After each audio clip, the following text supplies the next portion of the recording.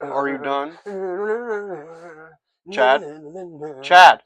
What? I'm trying to record a video right now. Do you think you could be quiet for a bit? Okay, fine.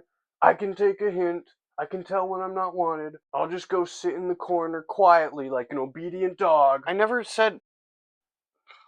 It's me. Let's talk about Michael, the movie. I know a lot of people are confused about this, but Michael 2026 is not at all related to the immensely popular and critically acclaimed 1996 John Travolta starring movie Michael. Honestly, they really set themselves up for failure with associating themselves with such a well-liked film such as this, because now everybody's going to be comparing it to the original Michael. They should have called it Magic Mike. To start off with some positives, I actually quite like the way that this was directed. The scenes are nice to look at, the concert bits are full of electricity and franticness, and there's a big emphasis on close-ups of faces, which I found kind of neat. I appreciate at least putting a little bit of creativity and thought into the way that you shoot a movie. That being said, there's a few moments where it feels like they shot some parts of the movie just for the sake of being big and looking flashy, with the specific intent of being put in a trailer without any purpose beyond that.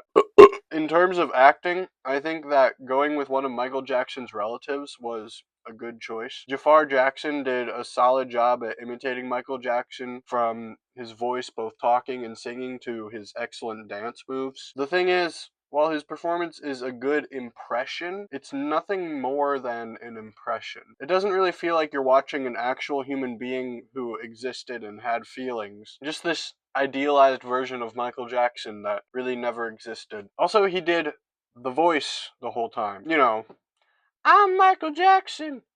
I have a high voice. I'm Michael Jackson. I'm Michael Jackson. I'm Michael Jackson.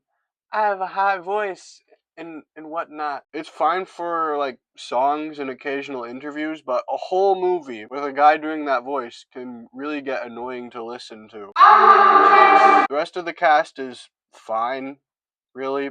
They just kind of deliver lines. The only person other than Michael worth mentioning is the person that played Michael's dad, who looked scary and sounded scary, and for that I would say was a good fit for the role, but, you know, other than that, it's just fine acting. Definitely the worst part of this movie is that it falls into the biopic danger of just existing to glaze the person that it's about. In this movie, Michael Jackson is just the coolest, nicest person ever. They avoid all controversies, avoid anything that would paint him in a bad light. Like how he's a vampire. What? Yeah, man. Haven't you heard? Michael Jackson is a blood-sucking vampire. Why would that even be something that you would believe? Just think about it. He's always wearing sunglasses. He turned white. He's not allowed near school systems. Okay, I get the idea. So yeah, they didn't at all acknowledge the controversy around Michael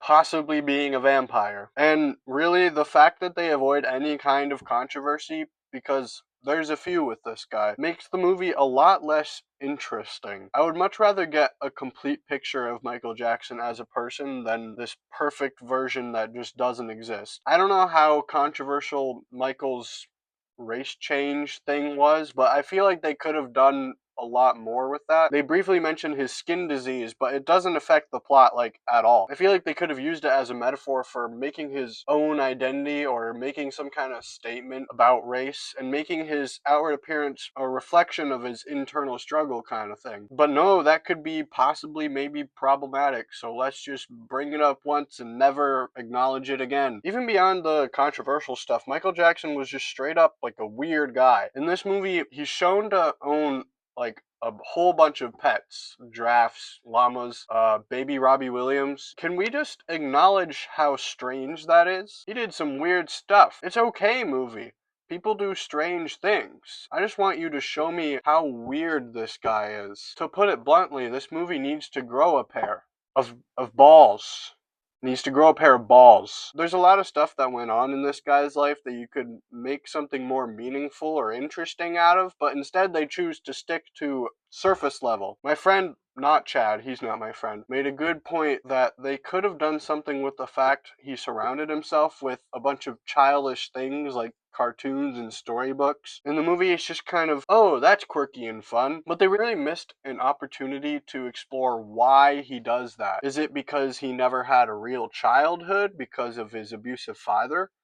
Probably. They could have done something interesting with that. They could have explored this guy's life in so much more interesting ways, but they choose to be as surface level as possible. This event happened. Then this event happened. The only conflict in this movie comes from his mean dad, but there's nothing interesting beyond that besides, isn't it sad that he had a mean dad? I'll admit, there are times in this movie where I enjoyed myself, mainly because the music is like really ridiculously good. They make it hard for me to be a cynical asshole while Michael is dancing on stage all glittery, singing Billy Has Great Genes or whatever. But there's nothing interesting beyond showing you songs that you already like and giving you some fun facts about how the song was written. It feels good in the moment, but the second it cuts to the next scene, that feeling just fades away because it's a shallow feeling. There's nothing to chew on.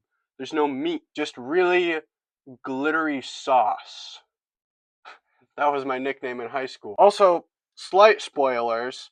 This movie ends in 1988, before the whiteface and the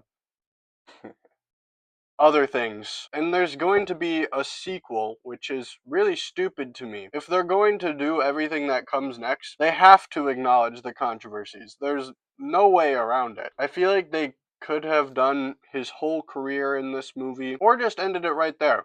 1988. The end. Nothing else happened. I don't know, just the idea of a music biopic sequel just seems really dumb and something we don't need. So, yeah, people seem to be hating on this movie, which is sort of strange to me because Michael strikes me as doing no worse or better than a regular music biopic. Those don't seem to get as much hate as this one. Maybe it's just that people are finally getting sick of this formulaic biopic type thing. I'm not really sure. Overall, I'm not particularly mad about this movie, nor am I feeling any lasting positive feelings about it. There were some fun parts that I enjoyed, but once again, it was mostly because of my enjoyment of music that already existed. As soon as I left the theater, my opinion on this movie soured. I feel like in this review I came off a little harsh, but it's not really terrible or anything. It's exactly what you would expect. I had an idea of what this movie was going to be going in, and it turned out to be exactly that. No surprises, just a standard music biopic. Just in and out. Yep, just a little of the old in and out. At least it wasn't super boring. I give it a solid 5 out of 10, right down the middle. It was nothing special, nothing terrible, just meh. Should have been called Mackle. Thank you for watching. Tell me in the comments what you thought of Mackle. Was it amazing? Was it terrible? Was it somewhere in between? Was I wrong? Was I right? What's your favorite Michael Jackson song? Tell me all of these things. Goodbye.